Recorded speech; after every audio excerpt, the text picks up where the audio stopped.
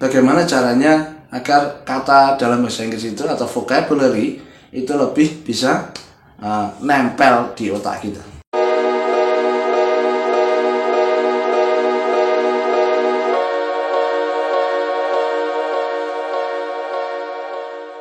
Oh hai, Assalamualaikum warahmatullahi wabarakatuh. Kadang kita kalau menghafalkan sebuah kata, kosakata ya, dalam bahasa Inggris, ini hafal lalu beberapa hari kemudian lupa lagi, hafal lupa lagi, ya. Mudah menghafalkan dan mudah lupa.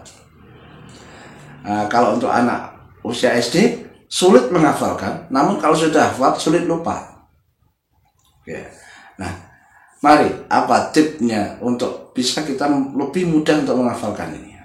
Oke, tip yang pertama, niat.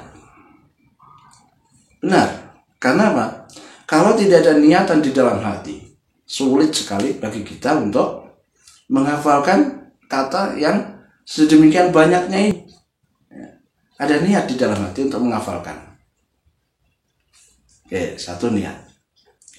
Yang kedua, tulis kata tersebut ke dalam sebuah atau secari kertas, ya, berapa 5 atau 6 atau mungkin lebih atau mungkin 10 ya, tulis dengan kata yang sama. Contoh misalkan kata yang belum kita ketahui, misalkan gengkuel, kata tulisan gengkuel tulis di secari kertas, dan penulisannya harus benar sesuai dengan kamus atau sesuai dengan kaidah penulisan yang benar. Gengkuel, C-O-N-Q-U-L-E, gitu ya, gengkuel. Nah, kamu tulis dalam sebuah secari kertas, lalu diartikan sekalian bawahnya. Ini cara yang dulu saya lakukan sewaktu saya masih di usia sekolah, ya. Ditulis secari kertas lah. Buat tulisan ini 10 atau berapa, nanti kamu tempel di tempat-tempat yang sering kamu lewati. Contoh, di pintu ruang tamu, di baliknya pintu ruang tamu, di tembok dapur, di tembok kamarmu. Kalau kamarmu itu tangga ke atas, di tangga pertama, di anak tangga pertama. Setelah itu kalau tangganya itu berbelok, pas belokannya di pas tembok, pas belokan itu ya, tempel. Lalu di depan pintu kamarmu, kemudian di dalam kamarmu sendiri, di depan meja belajarmu. Tepat saat kamu mau mengambil buku, di mana buku itu tersimpan, nah tempel di situ, di raknya itu ya. Di meja belajarmu juga, ya. Atau pas kamu tidur kamu biasanya menghadap kemana?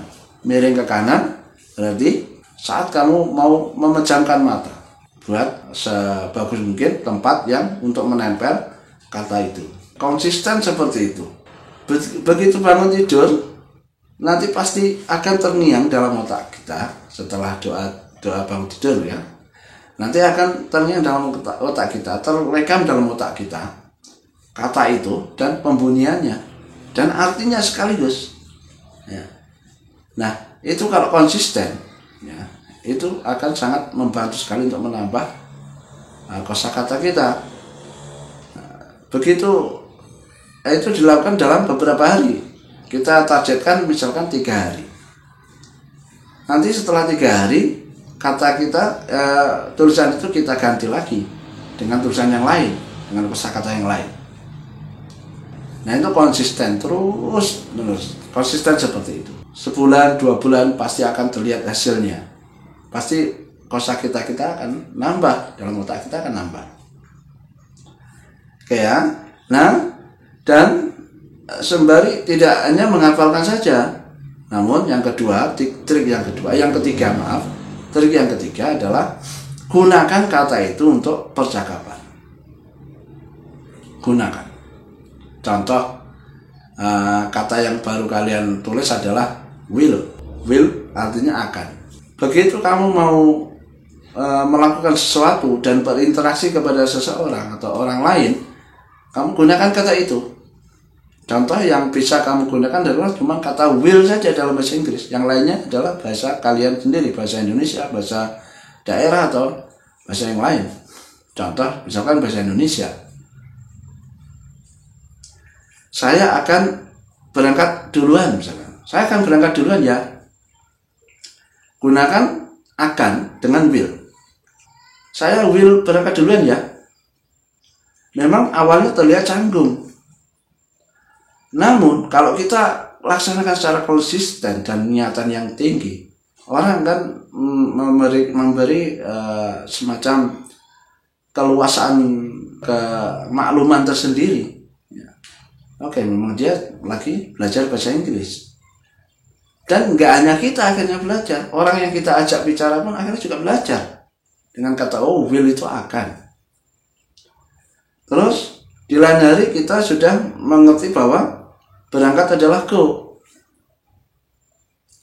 Maka di lain waktu pasti menjadi saya will go ke sekolah duluan ya.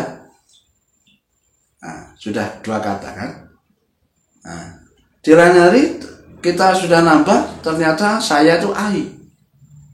Maka menjadi I will go ke sekolah duluan ya. Nah, sudah 3 kata. Nah, di lain hari lagi sekolah adalah school, ke adalah to. Akhirnya menjadi I will go to school duluan ya. Nah, tinggal 1 kata lagi kan. Sudah jadi sebuah kalimat yang berbahasa Inggris dan itu sangat bermanfaat sekali. Nah, di lain hari duluan adalah first. I will go to school first. Ya. Nah, ya di sini pastinya akan belum sulit untuk dicari kosakatanya, yaitu yes.